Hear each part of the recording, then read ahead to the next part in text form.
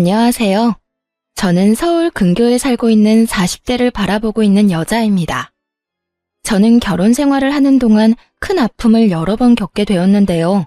처음엔 갑자기 닥쳐온 불행으로 마지막엔 이혼을 결심하게 되는 아픔을 경험하고서 이혼까지 하게 되었네요. 그러면 제가 어떻게 이혼까지 하게 되었는지 한번 들어보실래요? 저와 남편은 20대 중반쯤에 소개팅으로 처음 만난 사이였어요. 첫 만남은 썩 좋진 않았어요. 아니, 좋지 않았다기보다 서로가 서로에게 마음이 없어 큰 인상을 남기지 않았다가 더 정확하겠네요. 그렇게 저흰 소개팅 자리에서 밥만 먹고 헤어진 후 서로를 잊고 살았어요. 그렇게 시간은 흘러 저흰 30대가 되었고 우연히 회사에서 다시 만나게 된 것이었죠. 그런데 참 이상한 일이 일어났어요. 단 한 번의 만남 이후 몇 년이 지나 다시 남편을 만났는데 언제 어디에서 소개팅한 남자였는지 딱 떠오르는 것이 아니겠어요? 딱히 기억에 남을 만한 에피소드가 있었던 것도 아니었고 정말 조용한 분위기에서 밥만 먹고 헤어졌는데 말이죠.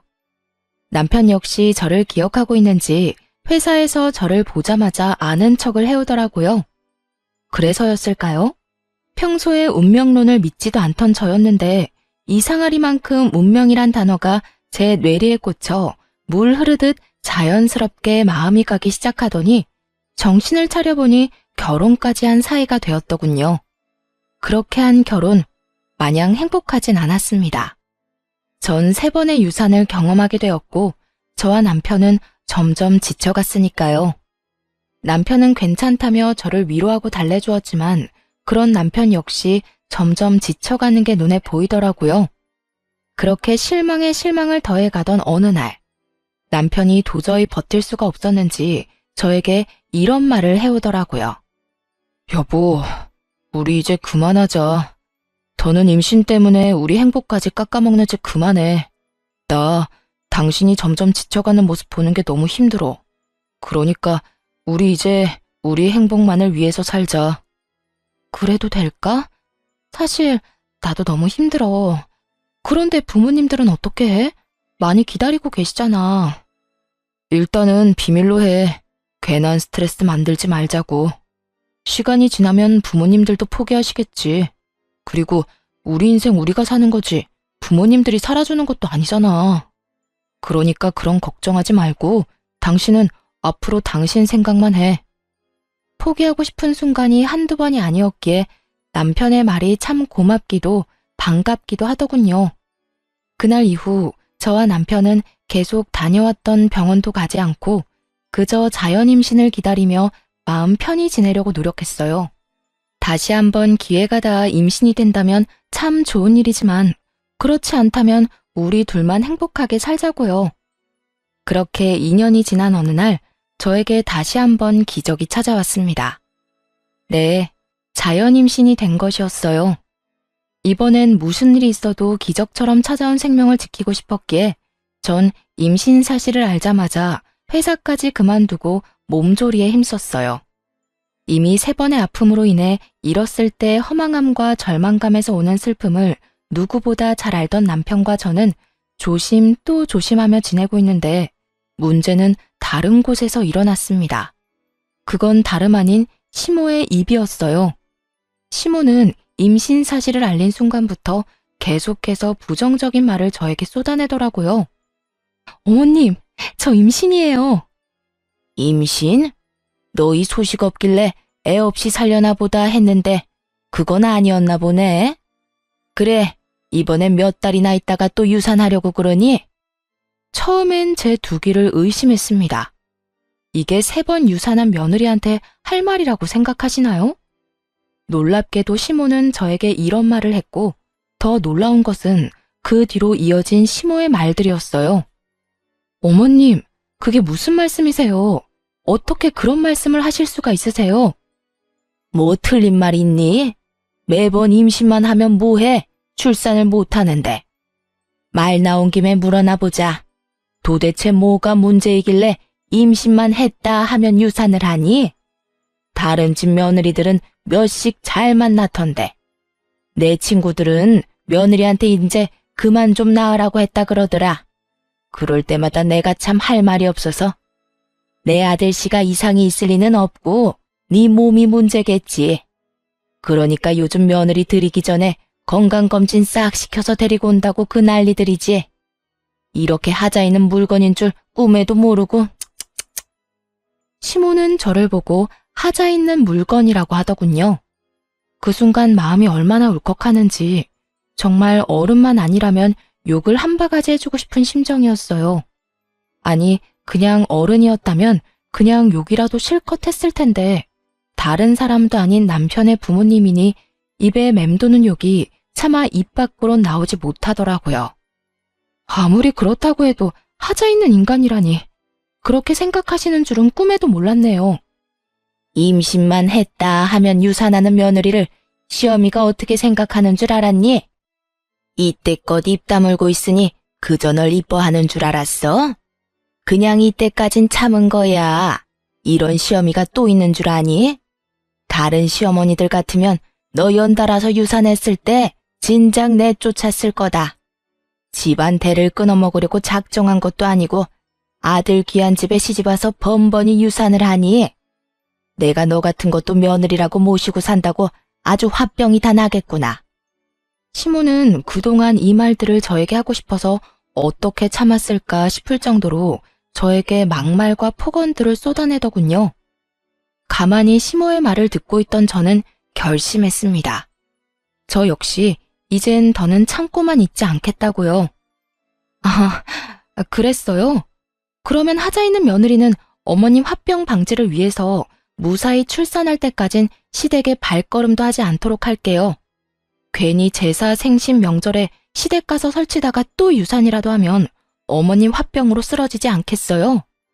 그러면 그런 줄 아시고 전화 끊어주세요. 어머님께 좋은 말들을 너무 많이 들어서 그런지 배가 당겨서 좀 쉬어야 하겠네요. 들어가세요.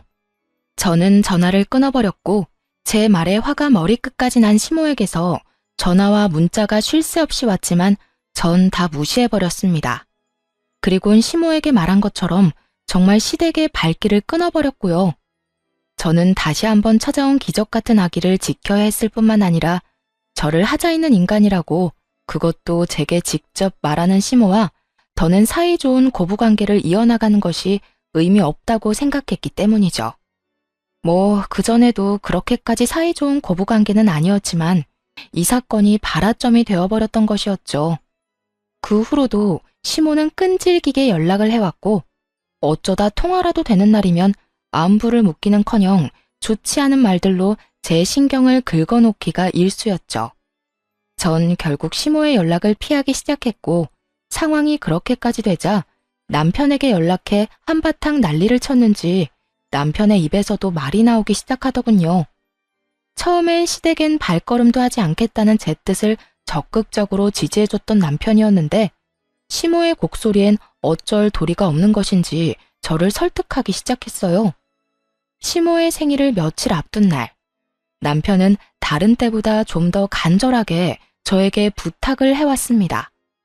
여보, 엄마 생신 얼마 안 남은 거 알지? 제사는 그렇다 치더라도 생신은 가야 하지 않을까? 당신은 내가 참석했으면 좋겠어? 어머님이 또 나한테 얼마나 모진 말을 할 줄 뻔히 알면서도. 그건 내가 엄마한테 잘 말해뒀어. 당신한테 다신 그런 말 같지도 않은 말 하면 나도 영 끊어버릴 거라고. 그러니까 날 믿고 마지막이라는 생각으로 참석해주면 안 될까? 이대로 영영 영 끊고 살 수도 없을 테고 이쯤에서 못 이기는 척 참석하면 엄마도 아무 말 하지 않을 거야. 생각할 시간을 좀 줘. 당신 마음도 이해가 안 되는 건 아닌데 나도 워낙 어머님께 받은 상처가 커서 쉽사리 결정이 안 서서 그래. 이해해. 그러면 생각해보고 이야기해줘. 고민되더라고요. 남편의 말처럼 영영 연을 끊고 살 순 없다는 생각이 들긴 했으니까요. 그때까진 시댁과의 연을 영영 끊어버릴 생각은 전혀 없었기에 고민은 더욱 깊어만 갔고 깊게 고민해본 끝에 결국 참석하기로 했어요. 나 내일 어머님 생신 참석할게. 선물은 준비했어? 아직이면 내가 오늘 나가서 준비할까? 아니, 그냥 용돈 좀 드리지 뭐. 당신은 몸만 가면 돼. 당신이 참석하는 것 자체가 선물이지 뭐. 그러면 내일 저녁에 퇴근하고 데리러 가면 되는 거지? 아니야, 방향도 다른데 뭐하러. 그냥 내가 택시 타고 식당으로 갈게. 정말 고마워. 어린아이처럼 좋아하는 남편의 모습을 보니 마음을 돌려먹길 잘했단 생각이 들더군요. 그래서 전 이왕 참석하기로 한 거 시모가 무슨 말을 하든지 간에 한 귀로 듣고 한 귀로 흘려보내기로 했습니다. 남편이 막아주겠다고 했지만 제가 아는 시모는 남편이 막는다고 한들 막힐 사람이 아니었으니까요. 그렇게 다음날 전 저녁 시간에 맞춰 준비를 하고 집을 나섰어요. 어떻게 먹은 마음인데 저는 그날 결국 시모의 생일 자리에 참석하지 못했습니다. 교통사고가 나버렸거든요. 상대방 운전자가 막무가내 끼어들기식의 거친 운전이 원인이 된 교통사고였습니다. 사고는 꽤 크게 났고 천만다행으로 몸은 다치지 않았지만 많이 놀란 탓인지 배가 뭉치며 아파져 왔고 저는 급하게 병원으로 이송되었어요. 저는 바로 남편에게 전화를 걸었고 남편은 금방 오겠다고 하더군요. 여보, 나 가는 길에 교통사고가 났어. 지금 구급차 타고 내가 다니던 병원으로 가고 있는데 나 너무 무서워. 배가 너무 아파. 잘못되면 어떡해? 뭐? 어쩌다가 많이 아파? 괜찮을 거야. 괜찮아. 일단 내가 지금 병원으로 갈 테니까 걱정하지 말고 가 있어. 내가 금방 갈게. 정신없이 병원에 도착해 진료를 받으니 다행히 많이 놀랐을 뿐 아기와 저는 괜찮다고 하더군요. 일단 너무 놀란 것 같으니 수액을 맞으며 진정도 할 겸 한숨 푹 자라고 하더군요. 저는 알겠다고 했고 혹시 모르니 입원을 해서 며칠 지켜보기로 했어요. 그렇게 전 입원을 하고 병실에서 수액을 맞으며 남편을 기다리다 잠이 들었습니다. 한참 잠을 자고 있는데 얼굴에 차가운 무언가가 확 뿌려지는 느낌이 들었어요. 전 화들짝 놀라 일어났고 그곳엔 얼굴까지 붉히며 씩씩거리는 시모와 그런 시모를 뜯어말리는 남편이 있더군요. 엄마, 갑자기 왜 그래? 왜 이 사람한테 커피를 들이붓냐고. 몰라서 물어? 이 고약한 것 좀 봐라. 시어머니 생신에 오기 싫어서 교통사고 났다고 거짓말하고 잠이나 꿀꿀 자는 꼴을 좀 보라고. 이 꼴을 보고도 내가 가만히 있으랴? 속이 부글부글 끓어서 속도시킬 겸 차가운 걸로 샀더니 이럴 줄 알았으면 뜨거운 커피를 살 걸 그랬어. 이 고약한 것 뜨거운 맛을 보여줬어야 했는데. 시모는 제가 교통사고가 났다는 것조차도 믿지 않는 것 같더라고요. 그저 제가 시모의 생일 자리에 참석하기 싫어 거짓말을 했다고 믿어 의심치 않는 듯 했어요. 거기에다 제 연락을 받은 남편이 식사 자리에서 뛰쳐나와 버렸으니 자신의 생일을 망친 것에 화가 단단히 나 보이기도 했고요. 화가 단단히 난 시모는 수액까지 맞으며 잠든 저를 보며 꾀병이라 생각해버렸고 그대로 제 얼굴에 들고 있던 아이스 아메리카노를 확 부어버린 것이었죠. 사람이 아무리 화가 나도 해도 되는 짓이 있고 안 되는 짓이 있지. 하물며 모든 것이 자신의 오해에서 비롯된 일인데 어떻게 이딴 짓을 할 수가 있을까 싶더군요. 거기에다 홀몸도 아닌 임산부에게요. 그래서 시모에게 한마디 쏟아내고 싶은데 입이 떨어지질 않더라고요. 시모가 무서워서였냐고요? 아니요, 전혀 무섭지 않았어요. 그저 너무 황당해서 말이 안 나오더라고요. 남편은 저를 닦아주며 시모에게 계속 화를 내고 있었고 시모는 남편의 말을 깡그리 무시한 채 끊임없이 저에게 욕을 쏟아내고 있었습니다. 그야말로 총체적 난국인 상황이었죠. 그렇게 차마 두 눈 뜨고 볼 수 없는 상황이 이어지고 있는 와중 시모는 아무 말도 하지 않고 눈만 껌뻑이고 있는 제가 또 불만이었는지 저에게 온갖 막말을 하며 제 머리를 향해 손을 뻗어왔습니다. 남편은 시모의 손을 꽉 잡은 채 저에게서 어떻게 해서든 떨어뜨려 놓으려 애쓰고 있었어요. 결국 남편의 힘에 시모는 떨어져 나갔지만 이미 늦은 일이었습니다. 시모가 떨어짐과 동시에 배가 익숙한 느낌으로 아파져 오더라고요. 직감적으로 알았던 것 같아요. 아, 또 유산이구나 하고요. 이런 저의 예상을 뒷받침하듯 침대 시트는 젖어갔고 급하게 의료진 분들이 오셔 응급처치는 무사히 마쳤지만 전 결국 유산을 하고야 말았죠. 아기의 힘찬 태동을 느끼며 행복함에 울었던 것이 엊그제 같은데 아기가 저를 떠났다는 사실을 받아들일 수 없어 한동안 참 많이 힘들었습니다. 이런 상황에서도 사과 한마디 없는 시모의 태도에 전 더 큰 분노를 느끼고 있었죠. 남편은 그런 시모를 대신해 저에게 사과도 하고 어떻게 해서든 제 마음을 달래주려 노력했지만 그 어떤 말도 제 귀엔 들리지 않더라고요. 그렇다고 해서 남편에게 막대한다거나 막말을 하진 않았어요. 엄연히 따진다면 이 모든 일은 남편의 잘못이 아니라 시모의 잘못이기에 저의 슬픔과 분노를 M1 사람에게 풀고 싶지 않았기 때문이었죠. 이런 저도 남편에게 요구한 것은 있었습니다. 여보, 나 어머님 용서 못해. 어떻게 지켜낸 아기인데 어머님 때문에 하늘나라 보낸 거 나 살면서 두고두고 원망할 거야. 심지어 어머님 오해에서 비롯된 일들이니 난 더욱 어머님을 용서할 수 없어. 그럴 일도 없겠지만 만약 어머님이 갑자기 정신 차려서 무릎 꿇고 빈다고 해도 난 용서할 마음 없으니까 당신도 앞으론 나 설득할 생각 하지 마. 알겠어. 내가 진짜 미안하다. 내가 그날 엄마를 잘 보고 있었어야 했는데, 아니, 애초에 병원은 나 혼자 갔어야 했는데, 미안해. 아니야. 당신 입장 이해하고, 그날 병실에서도 당신이 어떻게 할 방도 없었다는 것도 이해해. 단지 난 이제 어머님은 보고 싶지도, 어머님 목소리도 듣고 싶지 않으니까, 앞으로 어떤 이유에서든 어머님이 나한테 연락하는 일은 없었으면 좋겠어. 당신이 중간에서 그 정도는 알아서 처리해 줄 수 있지? 알겠어. 그건 걱정하지 마. 정말 미안해. 남편은 알겠다고 하며 끝까지 진심 어린 사과를 해오더라고요. 남편도 많이 속상하고 슬플 텐데 제 앞에선 그런 내색 한번 하지 못하고 고개를 숙여야만 하는 남편이 때론 안쓰럽기도 하더군요. 전 그런 남편의 마음을 편하게 해주기 위해 남편을 향해 웃어주기도 하고 때론 남편에게 의지하는 모습을 보이기도 했습니다. 하지만 실상은 그저 혼자만의 아픔의 시간을 보내고 있었죠.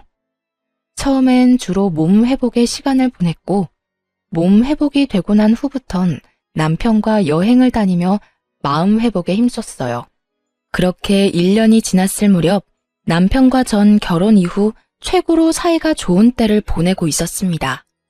하지만 그런 시절도 잠시 남편의 퇴근이 점점 늦어지더군요.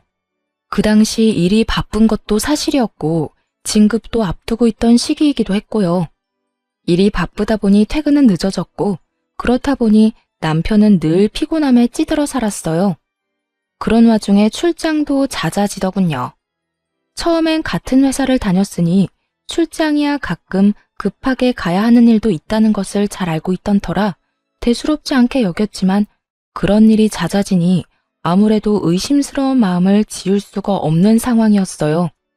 그래서 전 혹시나 하는 마음에 회사를 다닐 때 친하게 지내던 동료에게 연락을 해 은근히 떠보았고 그 결과 남편의 출장이 잦아진 것이 맞다고 하더라고요.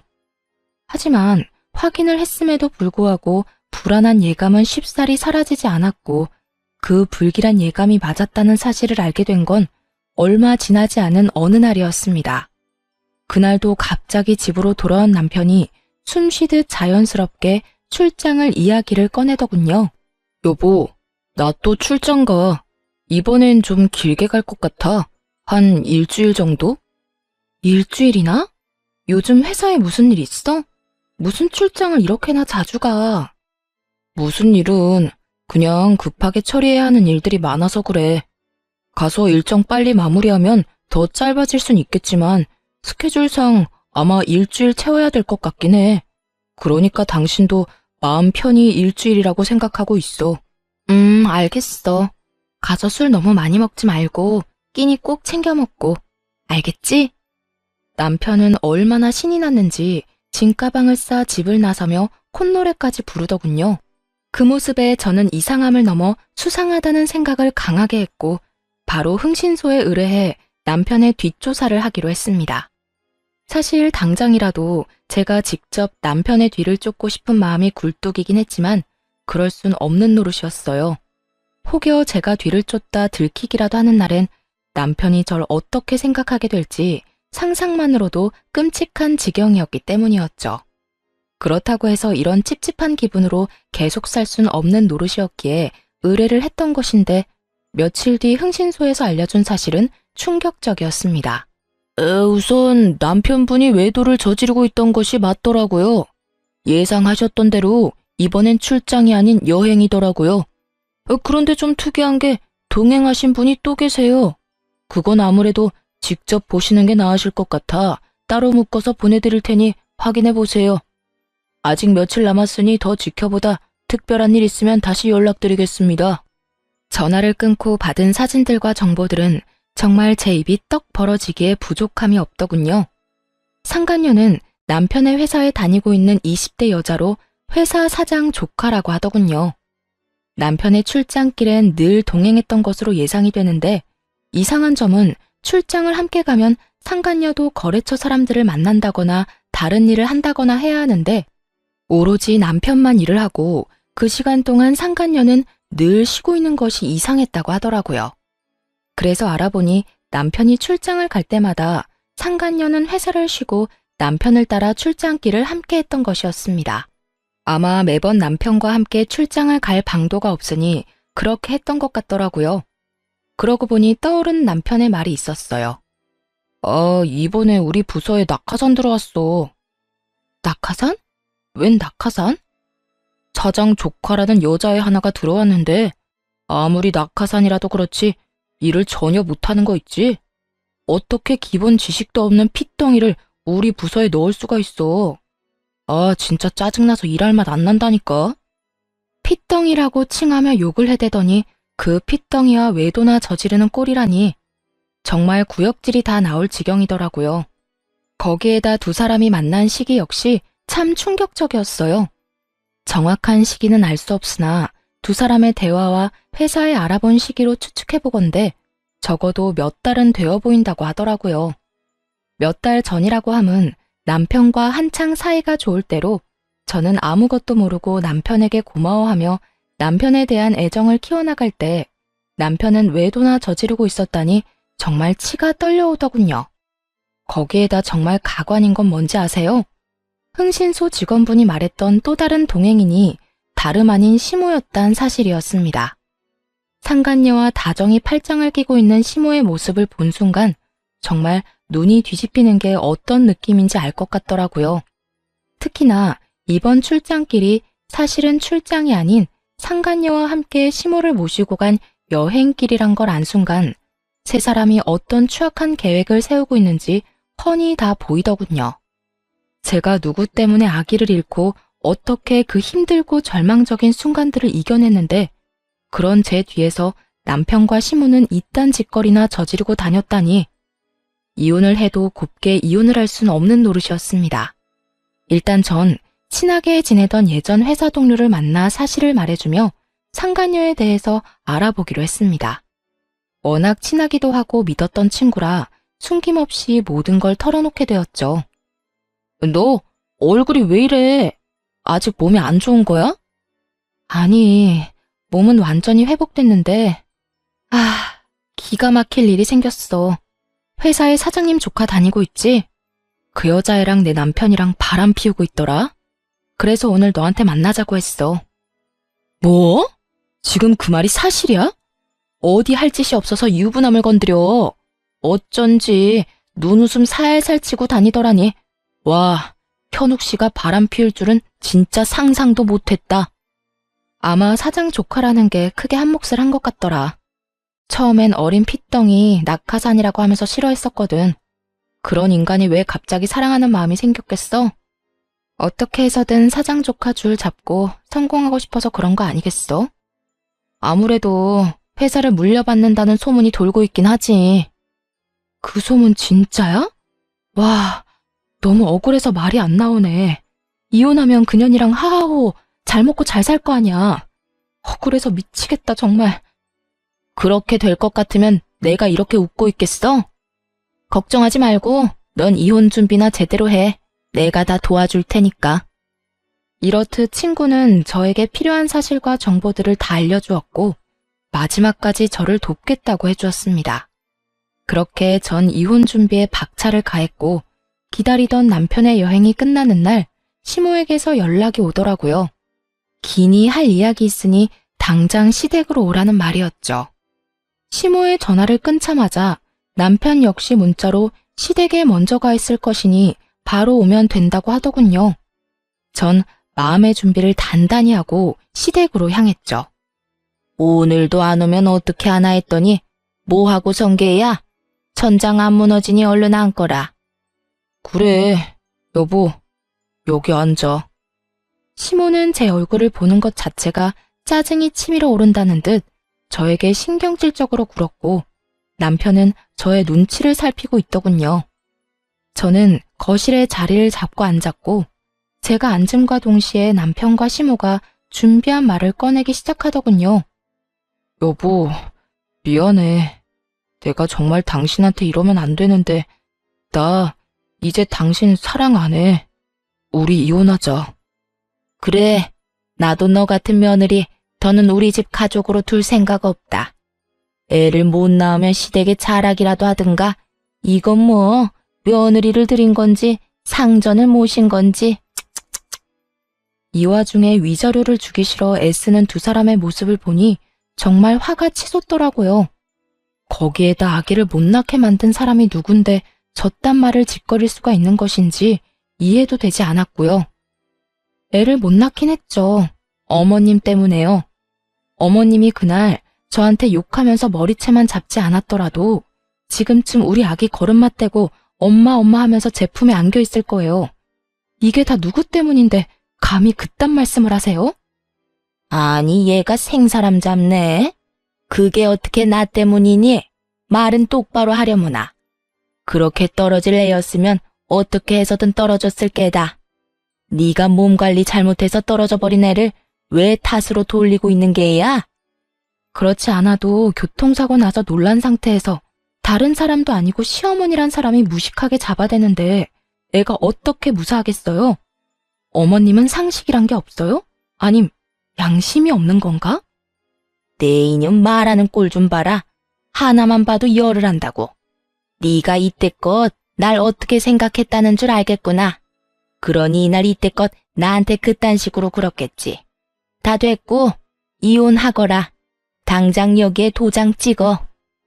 시모의 이혼 강요는 점점 심해졌고 남편 놈은 그냥 구경꾼 마냥 보고만 있더라고요. 전 그런 두 사람에게 그간 모아뒀던 사진들을 던져주며 이렇게 말했습니다. 이혼? 그렇지 않아도 하려고 했어. 그런데 당신이 원하는 대로 깔끔한 이혼은 힘들 것 같은데 어쩌지? 보다시피 내가 알고 있는 게 너무나도 많아서 말이야. 외도 사실을 들켜버린 두 사람은 수상한 눈빛을 주고받더니 무언가 결심했다는 듯 고개를 끄덕이더라고요. 그리곤 이내 남편이 저를 바라보며 이렇게 말했어요. 몰랐으면 좋았겠지만 알았다니 다 말할게. 나 다른 여자 생겼어. 만난 지 얼마 안 됐긴 했지만 나 그 여자 사랑해. 감히 제 앞에서 사랑이라고 하더라고요. 어쩌면 저렇게 뻔뻔할 수가 있는 것인지 화가 다시 한번 치밀어 올랐어요. 사랑? 내가 웃겨서 이런 상황에까지 사랑 타령이 하고 싶니? 솔직히 말해, 이 여자를 사랑하는 게 아니라 이 여자 조건을 사랑하는 거라고 말이야. 내가 당신 바람난 것도 다 아는데 이 여자 뒷조사는 안 해봤을 것 같아? 이 여자 당신이랑 나랑 다니던 그 회사 사장 조카라며? 왜? 회사 자기가 물려받기라도 한대? 그래서 당신 앞날 보장이라도 해주겠대? 정곡을 찔렸는지 남편은 잠시 멈칫한다 싶더니 이내 하소연을 하며 어쩔 수 없는 결정이었다는 듯 교묘하게 제 탓으로 돌리기 시작했어요. 그걸 어떻게... 그래, 나 성공하고 싶어. 당신이랑 헤어지고 가기만 하면 내 인생 성공하는 지름길이 보이는데 당연히 가야 하지 않겠어? 막말로 우리한테 애가 있는 것도 아니잖아. 그리고 나 당신이랑 엄마 사이에서 많이 힘들었어. 당신은 당신대로 난리고 엄마는 엄마대로 나한테 섭섭하다고 난리고. 야, 이 와중에 불쌍한 척하는 것도 모자라 내 탓까지 하는 거야? 당신도 참 어떤 면에선 대단하다. 당신 탓을 하려는 게 아니라 그냥 나도 내 나름대로는 힘들었단 말을 하는 거야. 이해까진 바라지 않지만 그저 알아만 달라는 거라고. 알아달라는 자체가 뻔뻔한 짓이야. 알아? 그래서 그 여자는 당신 엄마 좋대? 그래서 여행까지 같이 갔나? 끝없이 몰아붙이는 저를 향해 남편은 될 대로 되라는 듯 짓거리며 마지막 합의안을 제시했어요. 그래, 그 여자는 남들이 친딸이냐고 오해할 만큼 우리 엄마랑 사이 좋더라. 엄마랑 잘 지내주니까 지내는 며칠 내내 나도 마음이 편했고. 그러니까 이혼해. 당신이 이혼만 해주면 지금 사는 집도 당신 명의로 해주고 위자료도 넉넉하게 챙겨줄게. 그러니까 조용히 이혼만 해. 이런 상황까지 미리 생각해 본 적이 있는 듯 남편 놈은 막힘없이 조건들을 줄줄이 읊어대고 있더라고요. 그 말을 듣고 있으니 나쁘지 않은 조건이라 생각했어요. 재산 분할을 해봤자 이 정도는 받지 못할 것이고 진정한 복수는 따로 남아 있었으니까요. 이혼, 좋지. 그래, 하자 이혼. 나도 너 같은 거 데리고 살 생각도 없고 당신 엄마도 지긋지긋해. 집, 명의, 위자료, 약속 꼭 지켜. 앞으로 얼마나 행복하게 잘 사는지 내가 지켜볼 테니까. 그까짓 집이랑 푼돈 절대 안 떼먹을 테니까 서류 준비나 제대로 해놔. 바로 다 넘겨주고 이혼 도장 찍을 수 있게 말이야. 남편은 한시라도 빨리 이혼하고 싶다는 듯 저에게 당부 또 당부했고 시모 역시 당장이라도 동네 잔치라도 열 듯 기뻐하며 한마디 보태더라고요. 그래, 빠르면 빠를수록 좋으니 얼른 서둘러라 아들. 드디어 이혼하는구나. 이제 우리 아들 잘 될 일만 남았어. 전현이 네 앞길을 막고 있어 내가 늘 걱정이었는데 이젠 두 발 뻗고 자겠어. 시모는 귀가 찢어지게 앙칼진 목소리를 내며 웃었고 저 역시 그런 시모를 보며 웃음이 새어나왔지만 참고 또 참았습니다. 아직은 제가 웃을 때가 아니었으니까요. 다음 날부터 저와 남편은 이혼 절차를 밟기 시작했고 남편은 약속한 대로 집을 비롯해 그간 모았던 돈을 거의 다 저에게 위자료로 주었습니다. 그렇게 이혼을 한 후 저는 곧바로 상간녀 소송을 진행했고 상간녀에게도 위자료를 받고 끝낼 수 있었죠. 모든 일을 끝낸 후 이제 저에게 남은 것은 그저 기다리는 것뿐이었어요. 그리고 앞으로 일어날 일들을 그저 지켜만 보면 되는 상황이었죠. 얼마 지나지 않자 드디어 친구에게 연락이 왔고 전 가벼운 발걸음으로 전 남편의 회사로 갔습니다. 회사에 도착하니 난리통도 그런 난리통이 또 없더라고요. 상간녀는 친구에게 마구잡이로 화를 내고 있었고 남편은 망연자실한 얼굴로 두 사람을 보고 있었어요. 언니가 어떻게 나한테 이럴 수가 있어? 다른 사람도 아닌 언니가. 우리 가족이잖아. 친자매는 아니더라도 우리 가족이잖아. 그런 언니가 어떻게 이럴 수가 있냐고. 난 너 같은 동생 둔 적 없어. 아니, 네가 우리 아빠 회사 들먹이면서 유부남이랑 놀아나는 순간부터 넌 내 동생 아니었어. 그러니까 회사에서 난동 그만 부리고 짐이나 싸. 짐 쌀 정신 없으면 그냥 가도 되고. 대충 보니까 일을 하는 둥 마는 둥해서 그런지 중요한 짐도 없어 보이더라. 마지막 정으로 내가 다 쓰레기통에 버려줄 테니까 정 챙길 기분 아니면 그냥 가도 돼. 언니! 나 네 언니 아니라고 몇 번 말해. 얼른 꺼지지 못해? 제가 기다리던 진정한 복수는 이것이었습니다. 사실 저에게 도움을 주던 친구는 사장의 친딸이었던 것이었죠. 친구는 회사를 물려받을 생각이 전혀 없었던 터라 일단 회사에 입사해 적당히 일을 배우고 훗날 자신의 사업체를 차리는 것이 꿈이었다고 하더군요. 그래서 상간녀는 회사 내에 친딸을 제외한 사장님의 핏줄은 자신뿐이니 무조건 자신이 회사를 물려받을 것이라 확신했고요. 내부 분위기 역시 물려주는 분위기로 기울어진 상태였다고 하더군요. 하지만 저에게 모든 이야기를 들은 친구는 사실은 자신이 사장님 딸이라는 사실을 저에게만 밝히며 복수를 돕겠다고 호언장담한 것이었죠. 그 후 친구는 자신의 아빠이자 회사 사장님에게 모든 사실을 알려버림과 동시에 회사를 물려받겠다고 선언해버렸고 전 남편과 상간녀는 졸지에 낙동강 오리알이 되어버렸던 것이었죠. 언니, 어떻게 나한테 이렇게 매정하게 굴어? 나 여기서 쫓겨나면 집에서도 쫓겨나는 거 잘 알잖아. 그러지 말고 제발 나한테 회사 안 물려줘도 되니까 우리 집에는 비밀로 해줘. 회사도 그냥 다니게 해주고, 응? 이렇게 빌게. 상간녀는 울고불고 하며 손이 발이 되도록 빌기 시작했고 친구는 그런 상간녀를 냉정하게 내려다보며 이렇게 말하더군요. 이게 빈다고 끝날 문제야? 그리고 나한테 빌긴 왜 빌어? 네가 정말로 잘못한 사람은 따로 있는데 네가 정말 그 남자를 사랑했든 말든 내 알 바 아니고 관심도 없는데 인생 그렇게 살지 마. 너 그렇게 남 눈에 눈물 나게 하면 네 눈엔 피눈물 나는 법이야. 알겠어. 알겠다고. 내가 정말 잘못된 행동한 거 지금 죽어라고 후회하고 있다고. 그러니까 언니가 좀 해결해줘. 언니가 그 정도는 해줄 수 있잖아. 내가 왜?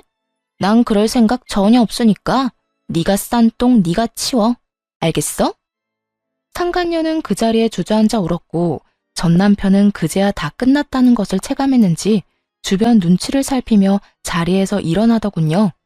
그 순간 그만 저와 눈이 마주쳐버렸고 집도 저에게 주고 큰 금액의 위자료까지 주느라 거지가 되어버린 전 남편은 순간 제가 동아줄로 보였는지 불이 나게 제 앞으로 달려오더군요. 그리곤 깃털보다도 가벼운 무릎을 꿇고 저에게 빌기 시작했어요. 여보, 내가 잘못했어. 당신도 다 봤지. 전현이 날 속였어. 전현이 날 꼬시지만 않았더라도 내가 그딴 정신 나간 짓은 하지 않았을 거야. 넌 지금 그걸 변명이라고 하니? 네가 그렇게 말하면 아, 그랬구나 하고 내가 다 용서할 줄 알았어? 그게 아니라 난 그냥 내 상황이 그렇다고 알려주고 싶어서 그랬어. 당신도 알다시피 나 당신한테 위자료 준다고 돈도 없고 회사에도 외도남으로 낙인 찍혀서 곧 그만둬야 할 상황이야. 내가 이런 꼴이 됐는데 당신 마음 아프지 않아? 당신 그래도 날 사랑했었잖아. 그러니까 그간의 정을 생각해서 나 좀 용서해주고 나 좀 받아주면 안 될까? 다른 여자를 사랑해서 이혼하자던 전 남편은 이제 저에게 사랑 타령과 더불어 그간의 정을 호소하며 용서를 구하더라고요. 진심이라곤 티끌만큼도 들어가지 않은 용서를 말이죠. 내가 받아줄 것 같아? 용서가 될 것 같냐고. 당신, 나 마지막으로 유산하고 나랑 여행 다니고 하면서 몰래 저 여자랑 연락하고 다녔지? 난 그때 하루하루가 지옥 같았다가 행복했다가 그런 감정을 가지는 내 자신이 죄스러웠는데 넌 행복했니? 젊은 여자애가 심지어 회사까지 물려받게 될 여자애가 유부남인 너 쫓아다니니까 행복했어? 네 새끼를 네 엄마 손에 잃은 나는 하루에도 몇 번씩 대성통곡을 하는데 넌 행복했냐고. 절규에 가까운 제 말을 들은 전 남편은 마지막 눈물까지 짜내며 저에게 매달리더군요. 내가 정말로 면목이 없는 상황인 거 다 알아. 내가 죽일 놈인 거 다 안다고. 당신한테 내가 죄인인 것도 잘 알고 그러니까 내가 앞으로 잘한다잖아. 당신이 용서해주고 나 받아주기만 하면 내가 앞으로 살면서 다 갚을게. 당신한테 상처 주고 당신이 울었던 만큼 내가 다 갚으면서 살게. 제발 내가 그렇게 할 수 있게 기회를 줘. 내가 미쳤니? 너한테 그런 기회를 주게? 난 절대로 당신 뜻대로 해줄 생각 없으니까 그런 말도 안 되는 꿈은 꾸지도 마. 끝까지 매달리던 전 남편은 갑자기 태세를 바꿔 미쳐버린 사람처럼 저에게 고함을 지르기 시작하더라고요. 그러면 돈이라도 내놔. 내가 준 위자료라도 다 내놓으라고. 뭐라고? 너 진짜 미쳤니? 그 돈 네 말대로 위자료야. 내 정신적 고통에 대한 손해배상금이라고. 그런 돈을 내가 미쳤다고 너한테 돌려주겠어? 재판 갔으면 그 돈의 절반도 못 받을 거 당신도 잘 알고 있잖아. 그래, 내가 많이 양보해서 절반만 되돌려 받을 테니까 그거라도 내놔. 얼른 내놓으라고. 참다 못한 저는 고함을 지르는 남편의 뺨을 시원하게 날려버리고 말았어요. 그제야 정신이 조금 돌아왔는지 토끼 눈을 하고 저를 보더라고요. 이제 정신이 좀 드니? 지금처럼 정신 좀 차리고 살아. 앞으로 다신 보는 일 없도록 하자. 제발 부탁이다. 그렇게 전 회사를 나와버렸어요. 뒤에서 상간녀와 남편의 고함과 함께 우는 소리가 들려와 돌아서는 저의 발걸음은 더없이 가벼웠답니다. 그 후로 전 남편과 상간녀는 당연한 수순으로 회사에서 잘렸다고 하더라고요. 상간녀는 유부남과 놀아난 것도 모자라 이혼까지 시킨 사실이 본가에 다 알려져 돈 한 푼 없이 쫓겨났다고 하고요. 더 통쾌한 건 뭔지 아세요? 친구에게 전해 들었는데 오갈 데가 없어진 상간녀가 다른 사람도 아닌 전 시댁으로 찾아갔다고 하더라고요. 그 뒤론 상상이 되죠? 성질 하나 끝내주는 전 시모가 짐까지 싸들고 온 상간녀의 머리채를 잡아 흔들며 내 아들 신세 망친 나쁜 년이라며 있는 욕 없는 욕을 다 했다고 하더군요. 걔도 참 웃기지 않니? 내가 자기 편이라도 들어줄 줄 알았는지 나한테 전화해서 울고불고 하며 하소연하는데 내가 기가 막혀서 난 그런 애랑 핏줄로 엮인 사실 자체가 부끄러운 사람이라고. 그나저나 너 진짜 이혼 잘했다 싶더라. 그딴 시모 밑에서 그 세월을 어떻게 버티고 살았어? 듣기만 해도 성질 대단하다 싶던데. 어떤 면에선 전 남편한테 고맙기도 해. 그놈이 바람 피워줘서 이혼할 거라 마음먹을 수 있었으니까 말이야. 아니었으면 난 지금까지 그놈의 사랑 타령하면서 그 집에서 온갖 스트레스 다 받아가면서 살고 있었겠지. 뭐 그렇게 생각하면 그렇기도 하네. 하여튼 너 계속 쉴 거야? 우리 회사 지금 비상인 거 알지? 와서 일 좀 안 할래? 복직하란 말이야. 넌 이 전 남편 일 집에서 도와주고 있었던 거 다 알고 있어. 그 아까운 실력 썩히지 말고 일 좀 해. 출근하는 게 좀 그러면 집에서 해도 되니까 잘 생각해봐. 아니, 생각하지 말고 그냥 무조건 해줘. 복수를 도와준 것만으로도 참 고마운데 이렇듯 친구는 제 앞날까지 도와주더라고요. 경력 단절인 제가 취업이 힘든 건 당연한 현실이었고 그렇다고 가게를 차릴 성격도 못 되는 걸 잘 아는 친구의 배려였죠. 전 친구에게 다시 한번 도움을 받기로 했고 그 후론 외주 일을 받아 일을 하게 되었어요. 외주라고 하기엔 출퇴근하는 직원과 다름없는 복지를 받는 터라 제 생활은 아주 만족스럽답니다. 특히 친구가 말했듯이 전 남편이 진행하던 일을 제가 마무리하며 그 공을 크게 인정받기도 했어요. 사실 전 남편의 일을 집에서 제가 도왔던 터라 크게 힘들진 않았는데 생각보다 더 큰 보상을 받게 되어 민망할 때도 있긴 하답니다. 전 여전히 만나는 사람 없이 혼자만의 삶을 만족하며 지내고 있습니다. 주변에서 소개를 해준다고들 하지만 혼자만의 삶에 워낙 만족하기에 다시 누군가를 만나고 싶은 생각이 전혀 없는 상태예요. 정확히는 내가 아닌 다른 사람에게 맞춰 사는 것도 싫고 내 감정보다 상대방의 감정에 더 신경을 쓰는 삶을 더는 살고 싶지 않다는 표현이 정확하겠네요. 앞으로도 전 가고 싶은 곳엔 언제든지 훌쩍 떠나는 여행을 즐기고 하고 싶은 일은 마음껏 하며 만나고 싶은 사람은 눈치를 보지 않고 만나는 인생을 즐겨보려고 합니다. 이로써 제 사연은 끝이 났네요. 어떠셨나요? 다들 욕들 좀 하셨나요? 전 사연을 들으며 울기도 많이 울지만 빨리 이혼하지 왜 참고만 있냐고 욕을 할 때도 많거든요. 저 역시 그 상황에 이혼은 하지 못하고 끝까지 남편과 살았던 경험이 있음에도 불구하고요. 사실 마지막 유산을 하고 난 후 이혼을 생각하지 않은 것은 아니었어요. 전 남편은 아무 잘못도 하지 않았다고 하지만 그런 전 남편과 함께 살다 보면 제가 아무리 싫다고 하며 연을 끊고서라도 언젠가는 다시 만나게 될 사람이 전 시모였으니까요. 하지만 그 당시엔 전 남편에게 마음이 남았던 터라 그대로 이혼까지 하게 되면 후회가 남을 것 같더라고요. 결과적으론 더 큰 배신감을 맛보고 이혼을 하긴 했지만 그랬기에 저에겐 미련은 없습니다. 그랬기에 지금 삶이 행복하며 지금껏 느껴왔던 만족감과는 비교도 되지 않을 만큼의 만족하는 삶을 살고 있기도 하고요. 그러니 저와 비슷한 이유로 이혼을 고민하시는 모든 분들이 있으시다면 고민은 길게, 결정은 빠르고 단호하게 내리시길 바라봅니다. 더불어 저에겐 아프고 깊은 상처인 제 사연을 듣고 조금이나마 다른 사람의 결정에 도움이 되길 바라기도 하고요. 그러면 이만 저는 물러가 볼게요. 저의 긴 사연 함께 해주셔서 감사합니다. 다들 행복하세요.